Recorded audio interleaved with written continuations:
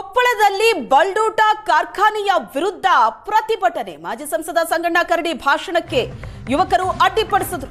ವೇದಿಕೆ ಮೇಲೇನೆ ಸಂಗಣ್ಣ ಕರಡಿ ಮುಜುಗರಕ್ಕೊಳಗಾದರು.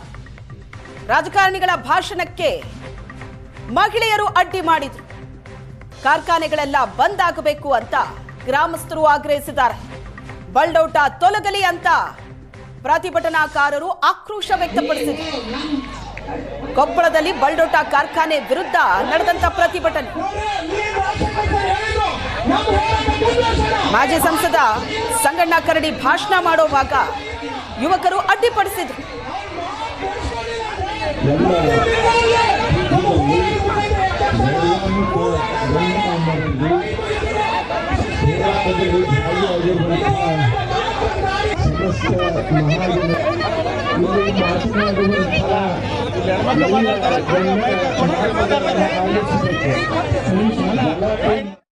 ವೇದಿಕೆ ಮೇಲೇನೆ ಸಂಗಣ್ಣ ಕರಡಿ ಮುಜುಗರಕ್ಕೊಳಗಾದರು.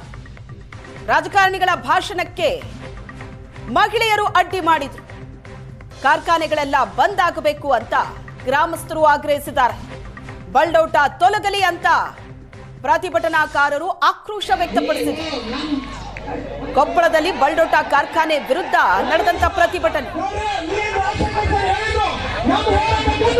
ಮಾಜಿ ಸಂಸದ ಸಂಗಣ್ಣ ಕರಡಿ ಭಾಷಣ ಮಾಡುವಾಗ ಯುವಕರು ಅಡ್ಡಿಪಡಿಸಿದ್ರು.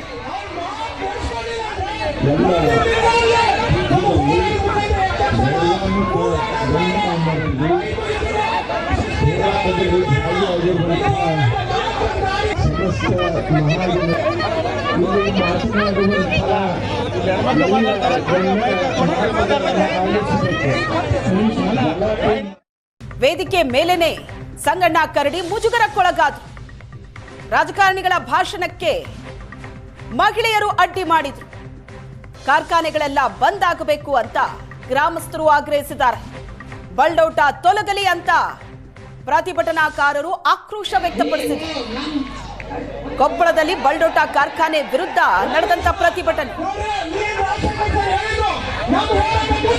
ಮಾಜಿ ಸಂಸದ ಸಂಗಣ್ಣ ಕರಡಿ ಭಾಷಣ ಮಾಡುವಾಗ ಯುವಕರು ಅಡ್ಡಿಪಡಿಸಿದ್ರು.